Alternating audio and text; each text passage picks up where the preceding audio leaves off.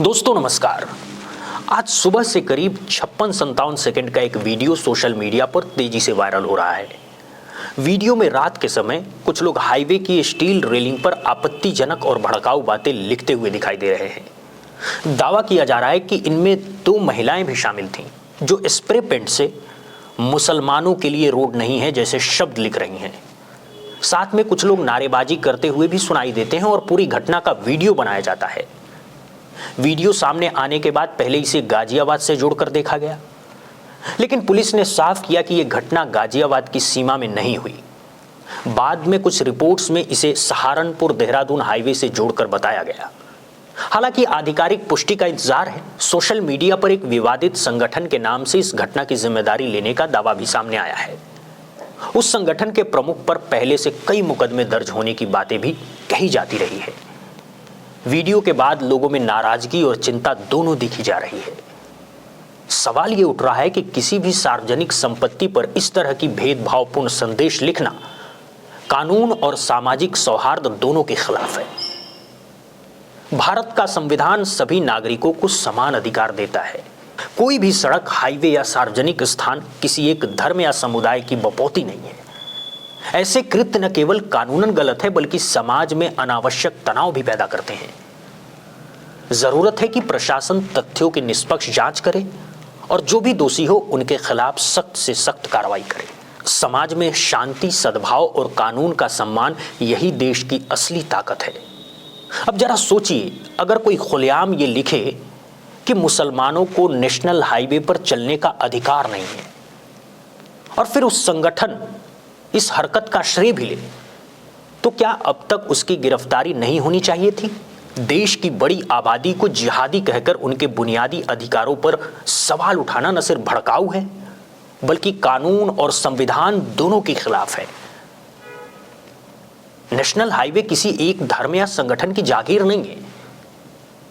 ये सड़कें सरकार के धन से बनती हैं और सरकार का धन हम सबके टैक्स से आता है, चाहे हिंदू हो, मुसलमान हो, सिख हो, ईसाई हो, किसी भी अन्य समुदाय के नागरिक हो। ये कहना कि मुसलमान टैक्स नहीं देते तथ्यात्मक रूप से गलत और भ्रामक है। इस देश में हर नागरिक प्रत्यक्ष या अप्रत्यक्ष रूप से कर देता है, चाहे वो कारोबारी हो, कर्मचारी हो, दुकानदार हो या उपभोक्ता हो। बड़े उद्योगपति से लेकर छोटे व्यापारियों तक हर वर्ग के लोग टैक्स व्यवस्था का हिस्सा है। ऐसे में किसी समुदाय को टैक्स न देने के नाम पर सड़क से वंचित बताना सिर्फ नफरत फैलाने की कोशिश है। अगर वीडियो में दिख रहे लोग, चाहे वे 3 हो या 4, गिरफ्तार नहीं होते या उन पर गंभीर धाराएं नहीं लगाई जाती, तो स्वाभाविक है कि लोगों के मन में सवाल उठेंगे। अक्सर देखा गया है कि सोशल मीडिया पर दबाव बढ़ने के बाद FIR दर्ज होती है, कुछ धाराएं लगती है, गिरफ्तारी भी होती है, लेकिन थोड़े समय में जमानत मिल जाती है और मामला ठंडे बस्ते में पड़ जाता है। इससे ऐसे तत्वों के हौसले कम नहीं बल्कि और बढ़ते हैं। हाल के दिनों में गाजियाबाद से भी एक वीडियो सामने आया जिसमें एक व्यक्ति खुद को किसी संगठन से जुड़ा बताते हुए एक मीट की दुकान पर पहुंचा और कथित तौर पर धमकी दी कि यदि मंगलवार को दुकान खुली तो आग लगा दी जाएगी। अगर कहीं नियमों का उल्लंघन हो रहा है तो कार्रवाई करने का अधिकार प्रशासन, नगर निगम और संबंधित विभागों का है, न कि किसी स्वयंभू संगठन या व्यक्ति का। कानून हाथ में लेना और डर का माहौल बनाना किसी भी लोकतांत्रिक व्यवस्था में स्वीकार्य नहीं हो सकता। आखिरकार सवाल यही है, क्या सार्वजनिक स्थानों और संवैधानिक अधिकारों पर इस तरह की बयानबाजी और हरकतों को अनदेखा किया जाना चाहिए या कानून सब पर समान रूप से लागू होना चाहिए? लोकतंत्र की असली कसौटी यही है कि न्याय और अधिकार किसी धर्म, जाति या पहचान के आधार पर नहीं बल्कि समानता के सिद्धांत पर तय हो। ये मामला गाजियाबाद के कोतवाली क्षेत्र के कैला भट्टा इलाके से जुड़ा हुआ बताया गया है। वीडियो वायरल होने के बाद गाजियाबाद पुलिस ने संज्ञान लिया। दोस्तों, और एक छोटा वीडियो सामने आया जिसमें संबंधित व्यक्ति पुलिस की हिरासत में नजर आ रहा है। लगभग 10-12 सेकंड के ये वीडियो में वो सफेद कुर्ता पैजामा और टीका लगाए शांत भाव से चलता दिखता है। हालांकि अब तक ये स्पष्ट जानकारी सार्वजनिक नहीं है कि उसके खिलाफ किन धाराओं में मामला दर्ज किया गया है। आमतौर पर पुलिस ऐसे मामलों में सुसंगत धाराओं में केस दर्ज करने की बात कहती है, लेकिन इन धाराओं की प्रकृति और गंभीरता क्या है ये बाद में ही साफ हो पाता है। आलोचकों का तर्क है कि कई मामलों में भड़काऊ बयान या धमकी जैसी घटनाओं में हल्की धाराएं लगाई जाती है। जिनमें जमानत बहुत जल्दी मिल जाती है। वहीं दूसरी ओर ऐसे उदाहरण भी दिखाए जाते हैं जहां भाषण, रिपोर्टिंग, सोशल मीडिया पोस्ट या विरोध प्रदर्शन के मामलों में कठोर कानून जैसे गैर कानूनी गतिविधि यानी रोकथाम अधिनियम यूएपीए या राष्ट्रीय सुरक्षा कानून एनएसए लगाए गए, जिनमें जमानत पाना लंबी और कठिन प्रक्रिया बन जाता है। इसी संदर्भ में कुछ लोग दोहरे मापदंडों पर सवाल उठा रहे हैं और कहते हैं कि कानून का उपयोग सभी के लिए एक समान रूप से होना चाहिए। हालांकि यह भी स्पष्ट है कि किसी भी व्यक्ति के खिलाफ कार्रवाई न्यायिक प्रक्रिया और स्थापित कानूनी ढांचों के तहत होनी चाहिए। न तो किसी को बेवजह कठोर धाराओं में फंसाया जाना चाहिए और न ही किसी को प्रभाव या पहचान के आधार पर राहत मिलनी चाहिए। लोकतांत्रिक व्यवस्था में कानून का उद्देश्य बदले की भावना नहीं बल्कि निष्पक्ष न्याय और सामाजिक शांति सुनिश्चित करना होता है। सवाल यही उठता है कि क्या कानून का इस्तेमाल हर मामले में समान रूप से हो रहा है? अगर कहीं भड़काऊ बयान, धमकी या खुलेआम भेदभावपूर्ण लिखावट सामने आती है तो कार्रवाई की गति और धाराओं की गंभीरता पर भी नजर रखना जरूरी है। खबरों के अनुसार सड़क किनारे लिखे गए आपत्तिजनक संदेश के मामले में पुलिस जानकारी जुटा रही है। संभव है कि एफआईआर दर्ज हो, लेकिन असली परीक्षा ये होगी कि किन धाराओं में मामला दर्ज होता है, गिरफ्तारी होती है या नहीं, और यदि होती है तो आगे कानूनी प्रक्रिया कितनी निष्पक्ष और सुसंगत रहती है। पिछले दिनों अलग अलग राज्यों से ऐसी घटनाएं और ऐसी वीडियोज सामने आए हैं जिनमें कथित तौर पर पहचान पूछकर लोगों को डराने, धमकाने या सार्वजनिक स्थानों से हटाने की कोशिश की गई। सोशल मीडिया पर प्रसारित कुछ वीडियोज में फेरी वाला या ठेला लगाने वालों से धर्म पूछने, पहचान पत्र दिखाने को कहने और कथित रूप से यहां अनुमति नहीं है कहकर भगाने जैसे दृश्य भी दिखे। ज्वालापुर से हिंदू है मुसलमान है? हिंदू है मुसलमान है? मुसलमान। आधार कार्ड दिखा अपना। अच्छा। आधार कार्ड दिखा अपना। नहीं है? दोबारा यहाँ दिखाई ना दीजिए, मुसलमानों की एंट्री है। क्या घटना हुई?